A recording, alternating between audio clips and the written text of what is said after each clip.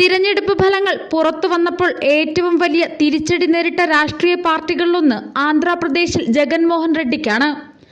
ലോക്സഭാ തിരഞ്ഞെടുപ്പിനൊപ്പം നടന്ന നിയമസഭാ തിരഞ്ഞെടുപ്പിലും YSR കോൺഗ്രസ് വൻ തോൽവിയാണ് ഏറ്റുവാങ്ങിയത്. ചന്ദ്രബാബു നായിഡു നയിക്കുന്ന DTPയുടെ നേതൃത്വത്തിൽ NDA മുന്നണിയാണ് ഇക്കുറി അധികാരം പിടിച്ചത്.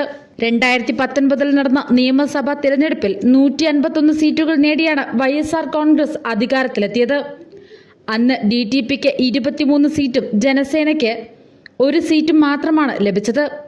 ഇത്തവണ YS രാജശേഖര റെഡ്ഡിയുടെ മകൾ ഷർമിളയെ പാർട്ടിയിലെത്തിച്ച് കോൺഗ്രസ് നടത്തിയ പരീക്ഷണവും പാളി. ആന്ധ്രയിലെ ജഗൻ എന്ന വൻമരത്തിന്റെ വീഴ്ചയ്ക്കൊപ്പം വീണ്ടും ചന്ദ്രബാബു നായിഡുവെന്ന രാഷ്ട്രീയ ചാണക്യന്റെ തിരിച്ചുവരവ് കൂടിയായി ഈ തിരഞ്ഞെടുപ്പ്. ദേശീയ രാഷ്ട്രീയത്തിലും ചന്ദ്രബാബു നായിഡു നിർണായക ശക്തിയായി മാറിയിരിക്കുന്നു. ആന്ധ്രയിലും അതുപോലെ ഇന്ത്യൻ രാഷ്ട്രീയത്തിലും ഒരുപോലെ പ്രതാപിയായിരുന്നു ചന്ദ്രബാബു നായിഡു. അവിടെ നിന്ന് അയാൾ താഴേക്ക് പതിച്ചെങ്കിലും വീണ്ടും ഉയർത്തെഴുന്നേറ്റിരിക്കുകയാണ്. 175 അംഗ നിയമസഭയിൽ 135 സീറ്റുകൾ നേടി തെലുങ്കുദേശം പാർട്ടി വീണ്ടും സംസ്ഥാന ഭരണം സ്വന്തമാക്കിയിരിക്കുന്നു. പവൻ കല്യാണിന്റെ ജനസേചന പാർട്ടി 21 സീറ്റുകൾ നേടിയപ്പോൾ BJP 8 സീറ്റുകളും സ്വന്തമാക്കി. അതേസമയം ശക്തമായ ഭരണവിരുദ്ധ വികാരം നേരിടേണ്ടി വന്ന ഭരണകക്ഷിയായ YSR കോൺഗ്രസ് പാർട്ടി വെറും 11 സീറ്റിലേക്ക് ഒതുങ്ങിയിരിക്കുകയാണ്. 1999 ലോക്സഭാ തിരഞ്ഞെടുപ്പിലും BJPയുമായി കൈകോർത്തായിരുന്നു നായിഡുവിന്റെ പോരാട്ടം. അന്ന് ഐക്യാന്ധ്രയുടെ മുഖ്യമന്ത്രിയായിരുന്നു നായിഡു. 29 സീറ്റുകളായിരുന്നു ആ തിരഞ്ഞെടുപ്പിൽ DTP നേടിയത്. ആദ്യത്തെ BJP സർക്കാർ രൂപീകരിക്കാൻ DTPയുടെയും പിന്തുണയുണ്ടായിരുന്നു. 29 സീറ്റുകളുള്ള DTP തന്നെയായിരുന്നു BJPയുടെ പ്രധാന സഖ്യകക്ഷി. എങ്കിലും സർക്കാരിൽ ചേരാതെ പുറത്തുനിന്നുള്ള പിന്തുണയായിരുന്നു പാർട്ടി കൊടുത്തത്.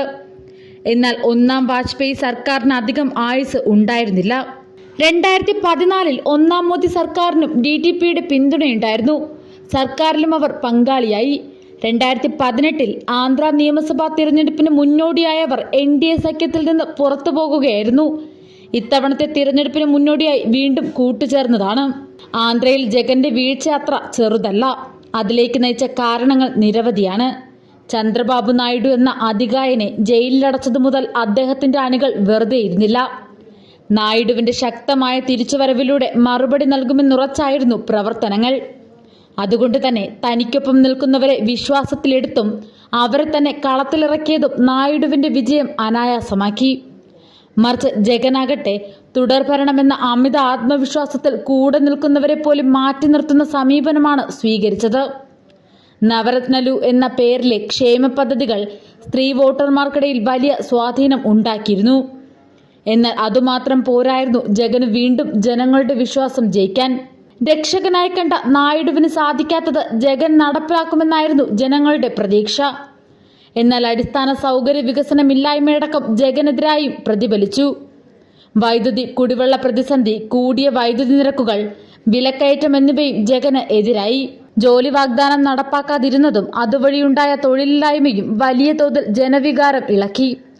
പീരിയോഡിക് ലേബർ ഫോഴ്സ് സർവേയുടെ 2022-23 വർഷത്തെ കണക്കുകൾ പ്രകാരം രാജ്യത്തെ തൊഴിലില്ലായ്മയിൽ 3ാമതായിരുന്നു ആന്ധ്ര. 2014 നായിഡുവിനെയും 2019 ജഗനെയും അനുകൂലിച്ച കാപ്പു സമുദായം ഇത്തവണയും തിരഞ്ഞെടുപ്പിൽ നിർണായകമായി. കാപ്പു സമുദായ അംഗമാണ് പവൻ കല്യാൺ. കാപ്പു സമുദായത്തിലെ ഒരു വിഭാഗത്തിന് നായിഡു നൽകിയ സംവരണം ജഗൻ എടുത്തുകളഞ്ഞത് തിരഞ്ഞെടുപ്പിൽ പ്രതിഫലിച്ചുവെന്നാണ് കരുതുന്നത്.